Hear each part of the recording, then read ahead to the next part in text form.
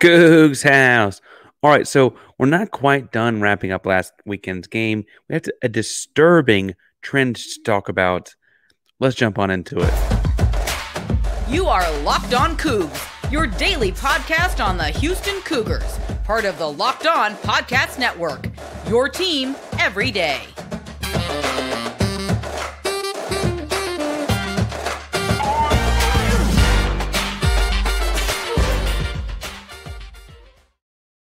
Welcome to Locked On Coogs, the daily podcast about your Houston Cougars. I'm your host, Houston-born teacher and coach Parker Ainsworth, to break down all things Cougs. If you're a U of H fan or just a hater, can you stop by? Please be sure to subscribe down below. That way we can listen to the Cougs into your newsfeed each and every day. We appreciate you making Locked On Cougs your first listen of the day. If you're seeing us on the YouTube channel, welcome back. It is good to see you again. Giveaway every 250 subscribers. Next one, 1750. Make sure you hit subscribe to let's get there, and like and comment on the video so let's know the contest. If after watching today's video and wrapping up last week's game, try to transition into thinking about this Saturday's game quickly because there's a lot to do for that one, you just have nothing left to say. Tell us if you're an orange juice or an apple juice kind of person. Now, in today's episode, we got a couple things to visit about. One, I want to talk about a disturbing trend, and that is the slow starts that are plaguing the Houston Cougars.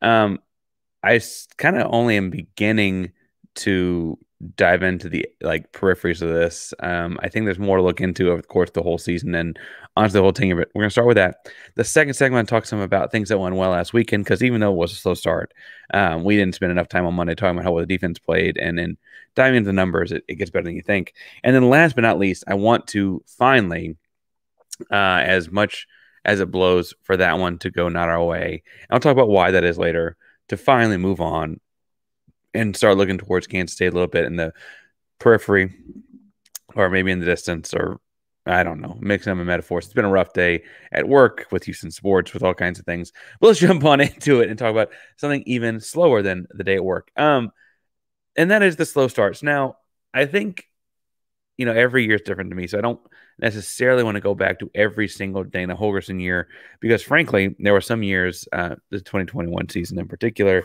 where things didn't always start slow, right? And frankly, there were some years where 2020 season with COVID and all those kind of things where it never sped up. So there's all kinds of ways to go about how the slow start conversation should happen. But looking at this year's team and this year's staff and this year's task at hand, halfway through the season, I don't think there's any way to argue other than Houston is a team that consistently starts very slow. UTSA, it was 7-7 after a quarter, ultimately led to a very low-scoring game, right? But also, the UTSA offense, we've learned in weeks since, is not like the explosive offense it was a year ago. Probably should have, frankly, the defense is not as stout as they were a year ago either. Probably should have had a little bit different score at the end of the first half or quarter even in that one. Obviously, the next week, Houston followed up with a 21-0 run to start the game by Rice. I say 21-0 run because we don't call them runs in football. It's certainly the kind of boat race it felt like out the gates. Houston would obviously come back and tie it up and force overtime. But again, 21-0 to start the game kind of feels like we didn't ever get off the bus. Against TCU, while there were exciting plays, a big kickoff return and stuff like that, Houston was down 20-10 at half. Sam Houston ultimately did win in a blowout.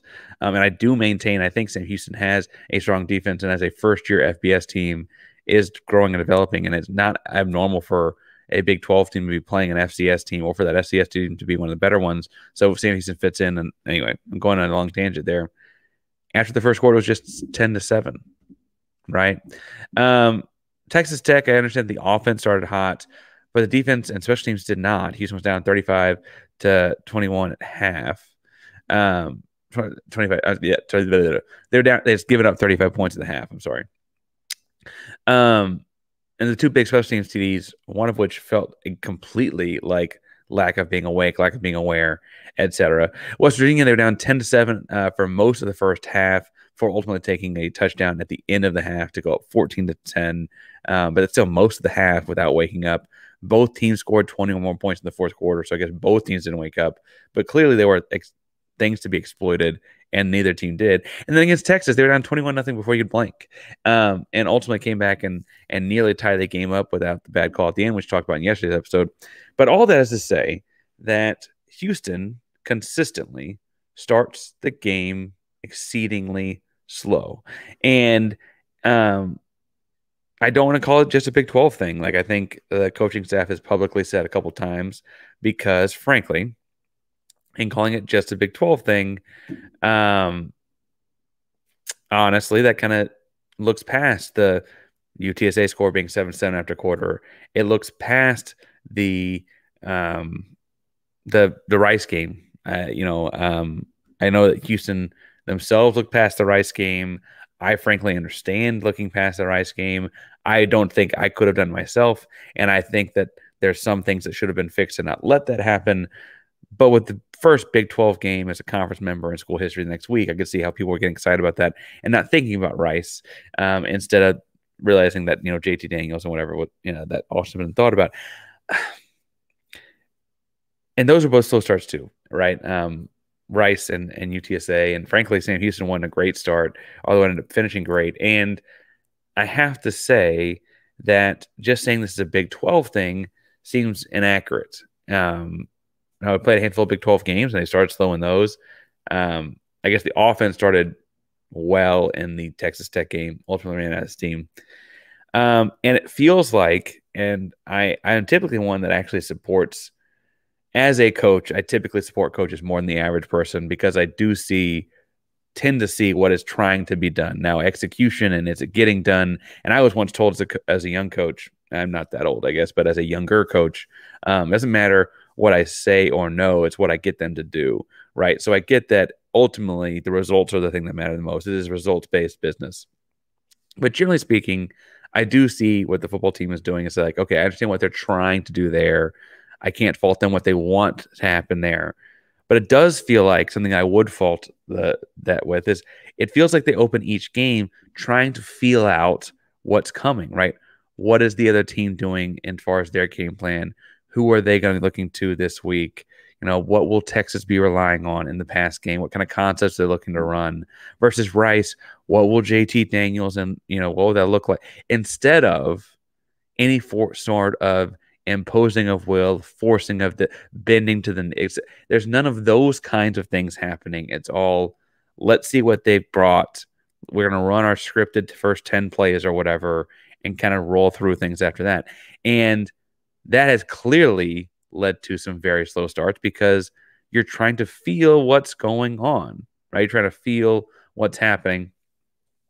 And ultimately, that if that's really the case, and again, I think there's more work to be done, more stuff to dive into here. But initially, I think it's something we got to pay attention to after the way that Texas game started, because if the Texas game did not start that slow, we might have been looking at the upside of the weekend last weekend, right? And in Houston's way.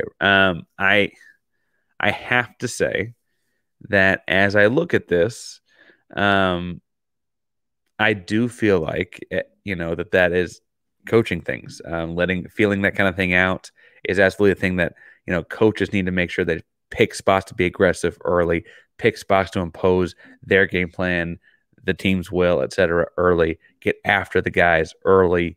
And frankly, then also on the back end of the offense of the Tech game, not run out of gas, right? And so as I say that, I do look at what ultimately ends up happening in that, right? And think, what could be fixed? What could they do differently?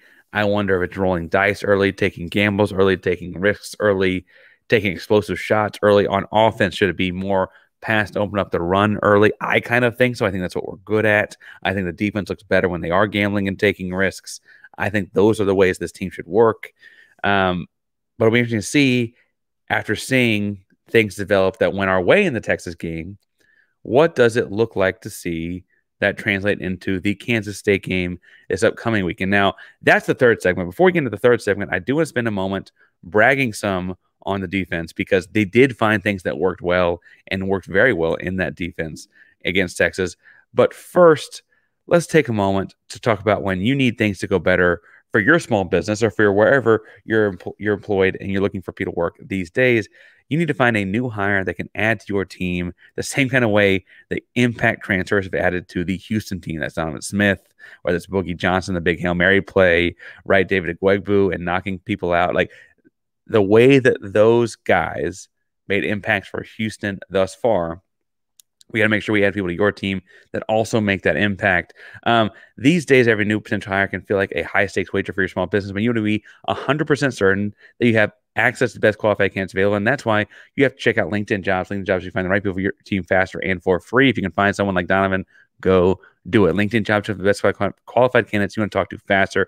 Post your job for free at linkedin.com/lockedoncollege. That's linkedin.com/lockedoncollege. Post your job for free. Terms and conditions apply.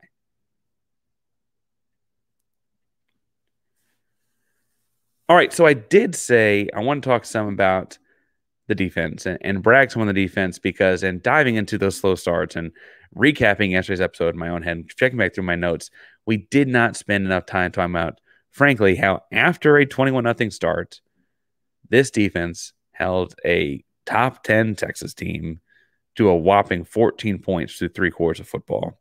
And frankly, one of those 2 touchdowns that led to the 14 points was after a 51-yard kickoff return on a very short field. That's also 14 points allowed, given that the Houston offense had 2 turnovers, right? That allowed very sudden change kind of situations for the defense. I think the thing that was most impressive to me, though, about this defense was Houston shifted to a new odd front, which I almost wonder, and not every game would have different explanations in this instance, but I almost wonder if it would lead to some explanation as to the slow start on defense, right? Because you're trying to learn a new system and what was an extended week because they played West Virginia on a Thursday, but learn a new system for a high-powered offense.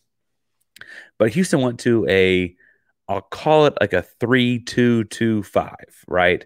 3 down linemen, 2 X-factor type players, make more sense in a second, 2 linebackers, and still had 5 defensive backs on the football field. I guess you could technically call Hassan Hippolyte at this point kind of a hybrid guy, right? The 3 down linemen at the start of the football game, though, make sure to pull out my notes here, were Jamari Caldwell, Chidozie Nwakwo, and Talik Robbins. Now, Talik Robbins played excellently in this game. He played 48 snaps. Really impactful football player for the Houston Cougars. And frankly, a guy that has not gotten very many snaps like that across the season thus far. Good to see him in the game. And frankly, this defense seemed to play to his strengths because those 3 down linemen, Talik, Dot, and Jamari, and frankly, then they'd also pull in guys like Cedric Williams, Anthony Holmes, and Anthony played his butt off. Cedric Williams played his butt off. Those guys played really, really well. They're all interior line types, right? But what it looked like to me is Houston realized we got a bunch of good athletes, whether it's Dot or Cedric, whoever, at these interior line types, and just put 3 of them on the field at once. Right? What defense can run that puts 3 of these guys on the field at once? And they went head up on the center, head up on the tackles. So 0s and 4s is what you'd call that in technique terms, right? So head up on the center, head up on the tackles. And then once you're head up and head up, they kind of let the 2 linebackers behind them read and make plays side to side. But the real thing that opened up this defensive front was being able to have David Agwegbu and Nelson Caesar as 250-pound, I keep calling it X Factor. Some people would call it rushes, Sams, slashers, just an in-between kind of guy. They're not quite a linebacker, not quite a defensive lineman. One of them was always rushing. I mean, they mixed that up fairly well. But the impact of that was that it, A, was fairly confusing for the Texas offensive line, and B, allowed more creativity in how you used your best 2 big athletes. Nelson and Agwegbu are unique in that they're defensive line in their skill set, but athletically they're rangy. They can do some short yardage coverage stuff. They get under the holes for certain things. Have to say that utilizing their strengths open up this defense very well. So shouts to Brian Early, because I'm sure as D-line sack av guy, he was the one in charge of saying, hey, I've got dudes that can play. We need to get them on the field. I got dudes that can do more than we're asking them to do. We need to ask them to do it. I'm sure he had an impact in that. Doug Belk for flipping the system in a week. I don't think, while you can criticize a lot of things this defense done the last 2 years, I think it's worth pointing out that that is not easy to do.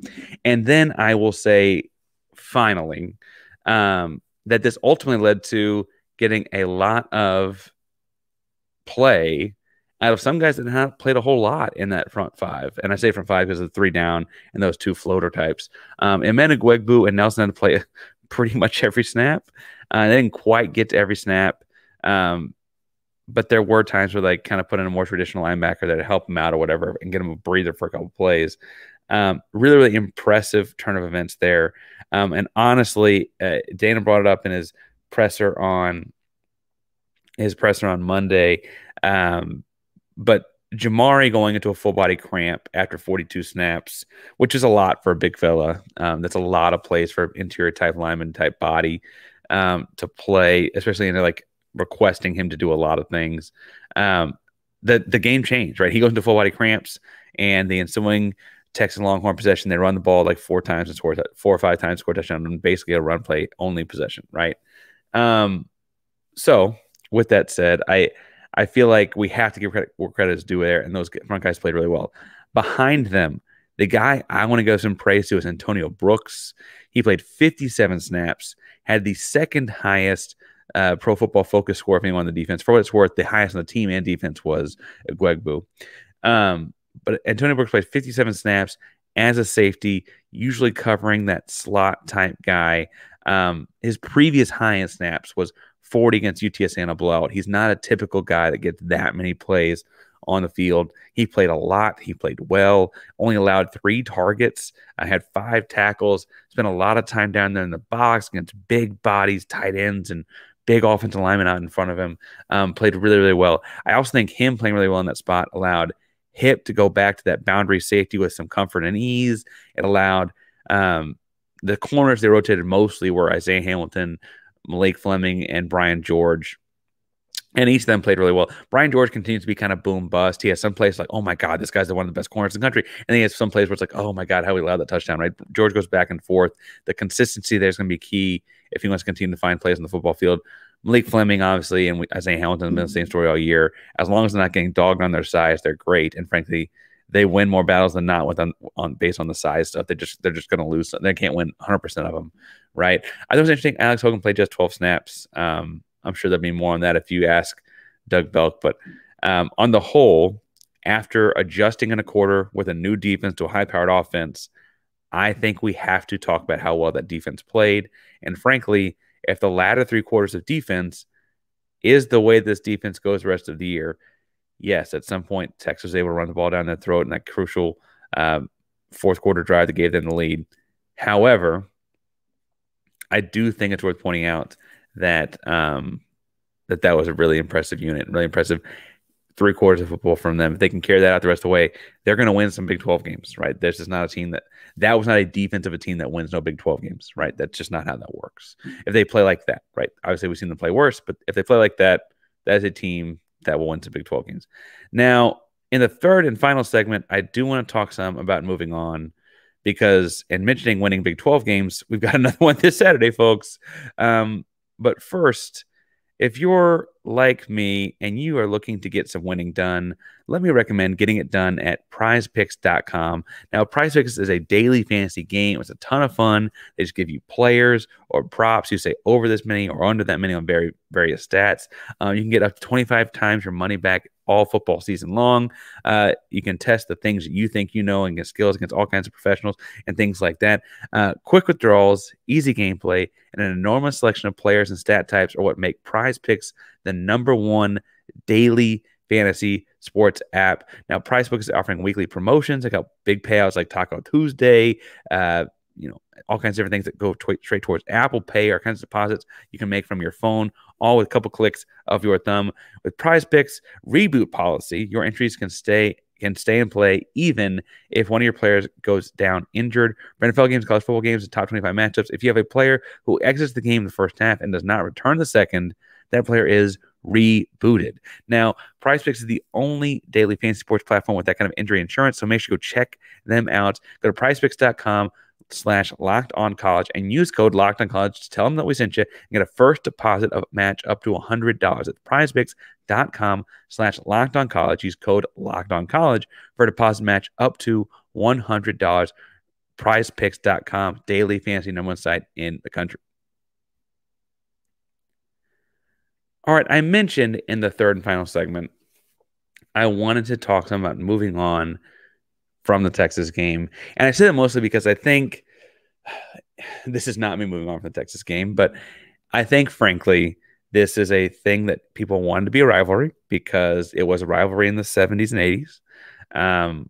This thing that people wanted to be a rivalry because there's very real emotions around people at the University of Texas and people in the city of Austin keeping University of Houston out of the Big 12 in the first place. And we know that the 30-year gap that provided hurt Houston a lot.